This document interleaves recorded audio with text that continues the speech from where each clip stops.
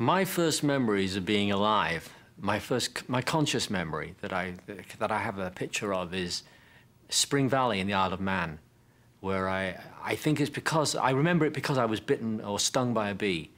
And I remember the road, and I think you remember things because something traumatic happens to you. I think that's why you have memories that go far back. It's because something really traumatic happened at the time. And of course, being stung by a bee when you're very young, I think I was about 1 or 2.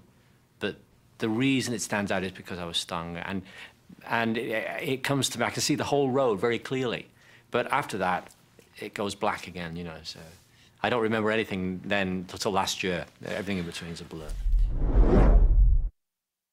We used to like to pretend fighting in public and make everybody think there was a real fight. Of course, Barry being a lot bigger, wasn't that much difference in age. It's just that he was a lot taller. And the sight of him sort of punching the hell out of a little kid was kind of grotesque to onlookers. And we were filming this, you know. It was very difficult surviving in Australia in those days because most people on the immigration plan going to Australia didn't really have a job to go to, and usually they just encourage people with skills to go. Well, of course, if you didn't have particular skill when you arrived there with a big family, it could be very difficult. So you tried to do a job. My dad became a bush photographer. He had to go into the bush and take pictures of people who lived in far-off places that were thousands of miles away from any big city. So, you know, he'd be a traveling photographer, go through there. You want your picture tape, portraits of the family, and then he'd go into a van and develop photographs. Well, this sounds all very romantic, but, you know, it was terrible conditions, and we'd never see him for like 6 months, and he'd send a check every week, you know. That's the way we handled it. They asked us if we wanted to play or sing between races at the Speedway. So we did, you know, and they threw money. And we'd sort of dash onto the Speedway and pick up the money out of the races going around. I think it was a big plan to get us killed, but we made some money out of it, though. Pocket as much as you can. There was one condition: you have to pick it up in between the cars. Any singer that becomes a singer will always like their own voice. I've always found that out. Anybody that really sings or makes a career of singing is because they like their own voice. And I always like the sound of my own voice. Whether I was in the shower singing, you always think that you know, a singer will always know they've got a voice. So I always knew that I could sing. I don't know how different I was compared to, I knew that I could handle my voice as well as anybody that I heard on the radio, you know, the inflections and things like that. So I kind of liked my voice. I knew it was slightly unusual, which always isn't a good thing. In some areas, whether you've got an unusual voice, it's always good to sound like somebody else. But I think that was probably around 10 or 12. But we needed a name, and of course one of the fashionable names at the times was names like the Rattlesnakes, which is the name we first went with. So we became the Rattlesnakes for a few weeks, maybe a couple of months, and then we changed it to We, Johnny Hayes and the Blue Cats. Because there was a TV show, there was a TV show on television at the time called 6-5 Special, which was full of people with names like this. And we thought, well, you know, in those days, you've got to be like everyone else, so we called ourselves We, Johnny Hayes and the Blue Cats. And I don't know what it was after that, but the Bee Gees didn't come into existence until we got to Australia with the meeting of Bill Gates and Bill Good, who actually came up with the name Bee Gees for us, which was a play on his initials, Barry's, Brothers Gibb, Bill Good, and it's been that ever since. Started off as BG''S and then BEEGWS when we started making records. When we first heard the Beatles, the first record I heard about the Beatles, first heard of theirs was She Loves You, and I loved it because it was so. This was a group, and they were singing 3-part harmony, and they were singing it 3-part harmony like we did. And to us, it was kind of exciting because they were a group that were having success in the world, and I hadn't heard anything. I mean, guys like that just weren't having success together, 3 or 4 guys, and it was kind of a role model for us. But what was more important, and I think as they went on, was their development in writing, the way they developed their writing skills. And to me, I mean, I was never so impressed as I was, even at that very young age, because we were much younger than the Beatles.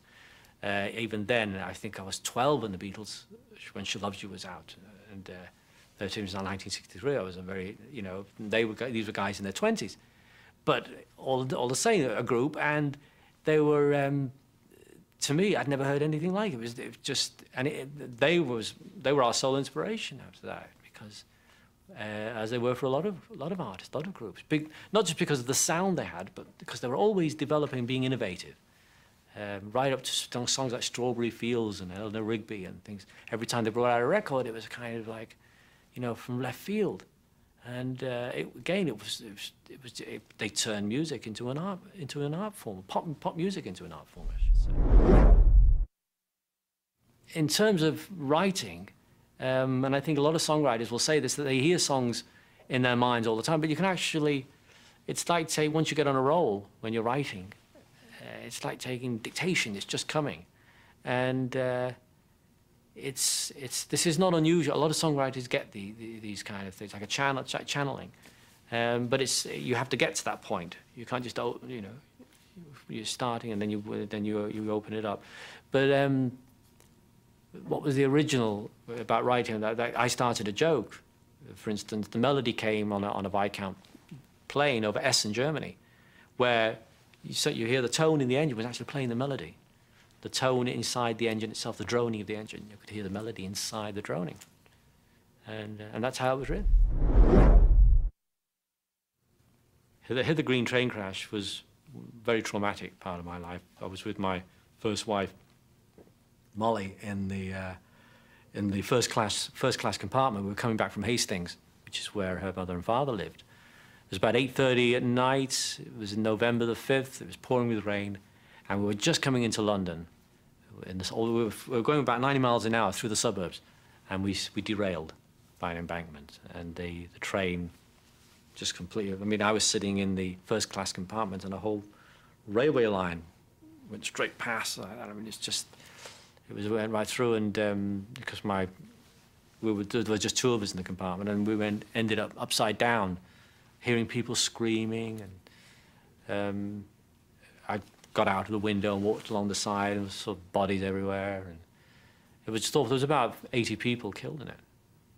And I just remember standing on the side of the train and seeing blue lights, because we were on a bridge. You could see blue lights over everywhere from Lewisham. And it was a hair-raising experience, and going to the hospital afterwards like a battle zone. Well, they say that with twins there's a lot of ESP involved. I think with me and Maurice there has been ESP, but no more than perhaps has been with the three of us, because we've been together so closely growing up, and I think we have something different than a brother relationship. It goes beyond being brothers. We've actually been musical colleagues since childhood. You know, a lot of brothers. You know, people say to us, "Are you close? Have you been close instead of together because you're brothers?" But when you look at it, most brothers and most families, they don't stay together. So in fact, it's the music and what we do that's kept us together. That I think I mean, not that we wouldn't have been kept together, obviously, because if you're from a normal family where there's three different brothers, they have different professions, then they're obviously inclined to go in different directions. But we've worked closely together in the same profession, doing the same thing that the three of us have an interest in since childhood. So there has, in effect, getting back to the ESP thing, it is a natural extension of that relationship, that we can second guess each other's feelings and opinions and emotions on a certain thing, even before they actually say it.